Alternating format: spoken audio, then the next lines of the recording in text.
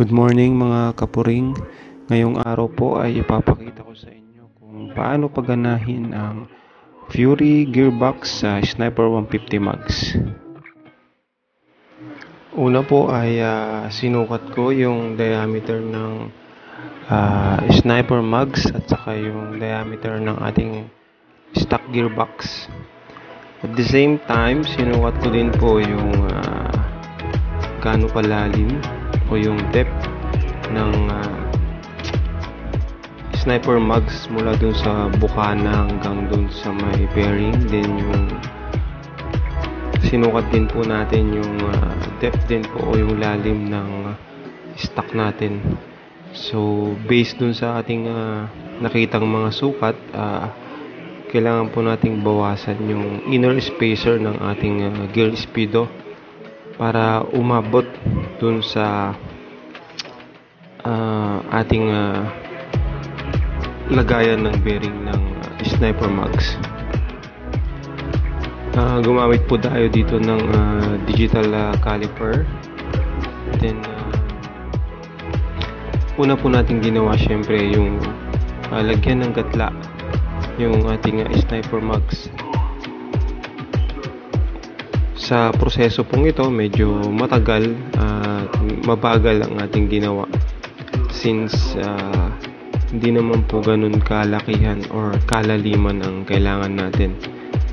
Pero syempre kailangan nating at least eksakto yung gatla na ating gagawin sa Sniper 150 Mags para dun sa gear mechanism ng ating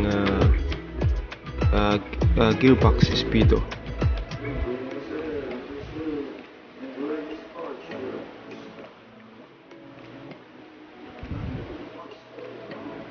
Kapag nakuha na po natin yung tamang sukat at yung tamang lalim, ang gagawin po natin dito next ay yung bawasan yung inner spacer ng ating gearbox speedo kasi masyado po siyang mahaba at hindi po abot dun sa ating ginawang gatla.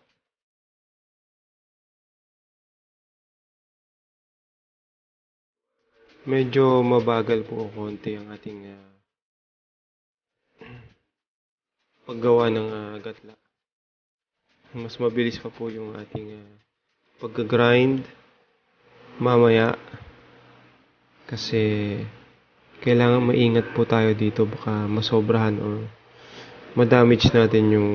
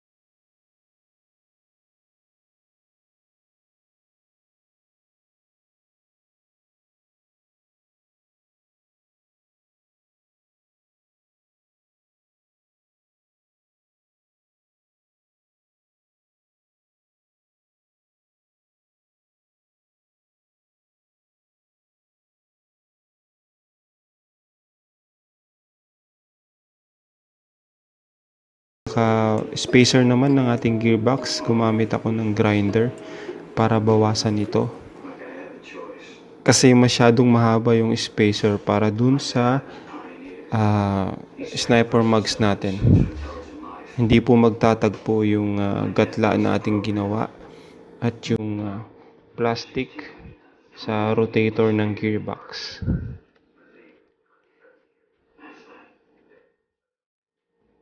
Yan po yung baling pinaka final product ng ating ginawa. Trial and error po siya hanggang mapagana po natin yung ating gearbox. Try and test lang po ang ginawa ko dito. Hanggang mapaikot natin yung cable ng ating speedo. Siyempre, dahan-dahan po yung pagbawas natin dun sa spacer sa loob ng ating gearbox para mapakapit po natin dun sa dalawang plastic sa gear mechanism. Try po natin siya ngayon na paikutin ang ating gulong. Titignan po natin kung sasabay po sa ikot yung ating speedo cable. Ganito po ang itsura niya kapag nakakabit na siya sa ating mugs. Para po nga pala ito dun sa mga kapuring natin na nag-convert ng sniper mugs sa kanilang Fury 125 na walang digital speedometer. Makikita nyo po yung space. Pasok na pasok po siya. Bali, papalitan nyo lang po yung kung ilan yung binawas nyo dun sa spacer sa loob, yun din po yung idadagdag yung washer sa labas para mai-align pa rin yung gulong sa ating front. Narito po ang demo kung paano mapagana ang ating gearbox sa Sniper 150 Max.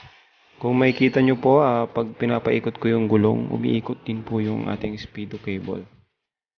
Ibig sabihin nito, working na po siya. Itong dulo po kasi nito ang magpapaikot naman dun sa ating speedo panel. Ayan po. So, tatry na lang po natin siyang ikabit para makita po natin kung mag-work siya.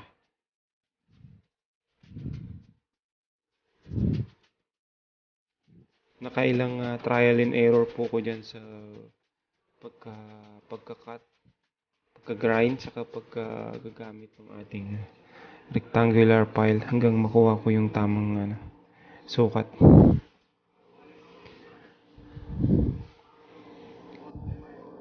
So, ayan po ang proseso para mapagana natin ang ating speedo gearbox ng ating Fury 125 sa mga nag-convert ng Sniper 150 Max. Hope may napulot na naman kayong aral ngayong araw and sana magustuhan nyo po ang ating video. Please watch, like, and subscribe also sa ating YouTube channel. And maraming salamat po sa inyong lahat. Thanks for watching.